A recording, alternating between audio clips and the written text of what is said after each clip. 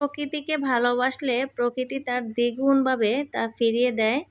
আর আমার প্রতিটা সকাল যাদের সাথে কাটে, প্রতিটা বিকেল যাদের সাথে কাটে, আমি আজকে তাদেরকে দেখাবো।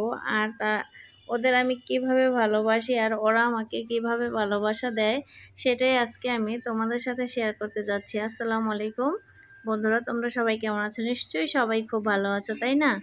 আমি কিন্তু আমার প্রতিটা সকাল আর প্রতিটা বিকেল এই ছাদে কাটাই। আসলে অনেকটা সময় পাই আমি এদের যত্ন করার জন্য। আর এই যত্নের কারণেই হয়তোবা ওরা আমাকে খুব ভালোবাসা দেয়।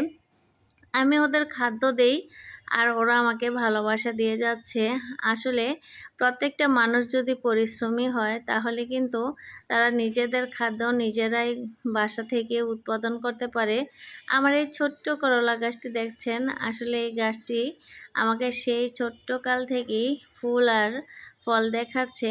আসলে ও একটু বড় না হতে হতেই আমাকে ফল দেওয়া শুরু করে দিয়েছে আর ফুলও দিচ্ছে।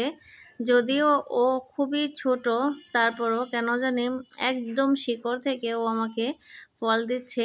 আর এই টমেটো গাছগুলো আমি অল্প কিছুদিন হলো বুনেছি, এগুলো কিন্তু এখনই ফুল দেওয়া শুরু করে দিয়েছে। আসলে পরিশ্রম কখনো বিফল হতে পারে না।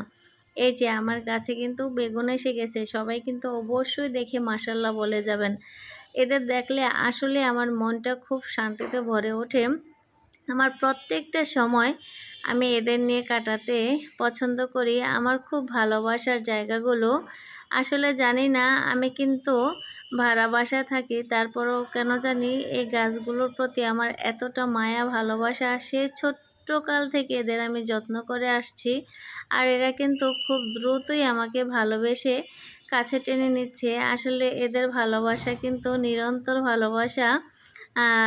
এরকম ফল দেখলে আসলে মনটা ভরে যায়। তবে পরিশ্রম করে কিন্তু আমি এসব ফলাতে পেরেছি। আর এগুলো দেখে কিন্তু মনেরও শান্তি পাই আর চোখেরও শান্তি পাই। আমার গাছে কিন্তু বেগুনও এসে গেছে। আসলে এই বেগুনগুলো খেতে আমার কাছে খুব ভালো লাগে। তাই আমি শীতের সময় বেগুনের ভর্তা খুব পছন্দ করি। আর এই বেগুন গাছগুলো আমি খুব সুন্দর করে লাগিয়েছি। এখানে কিন্তু আমার লাউ গাছও হয়ে গেছে মাশাআল্লাহ।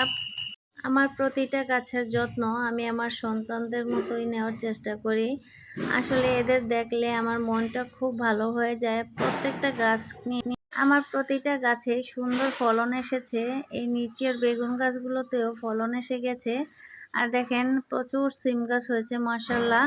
এখানে কিন্তু একটা বাঙ্গিও ধরেছে। আমি অজান্তে একটা বাঙ্গি গাছ রোপণ করে ফেলেছি। আর পাতাগুলো ছেড়েছিলাম, আসলে এগুলো ফেলে দেন, এগুলো দিয়ে ভর্তা খাবো। Tata, bye bye.